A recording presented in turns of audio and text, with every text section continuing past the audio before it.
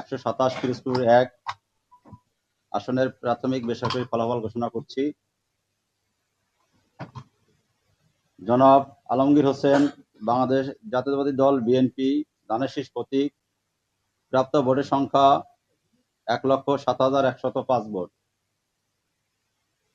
জনাব মাসুদ সাঈদী, বাংলাদেশ জামাত ইসলামী, দাঁড়িপাল্লা প্রতীক, প্রাপ্ত ভোটের সংখ্যা 1,32,659। বেসরকারি ফলাফল অনুযায়ী বিজয়ী প্রার্থী জনাব মাসুদ সাঈদী, বাংলাদেশ জামাত ইসলামী, দাঁড়িপাল্লা প্রতীক। 128 পিরোজপুর 2 আসনে বিজয়ী প্রার্থীর নাম জনাব আহমদ সোহেল মঞ্জুর, বাংলাদেশ জাতীয়তাবাদী দল বিএনপি, ধানের শীষ প্রতীক।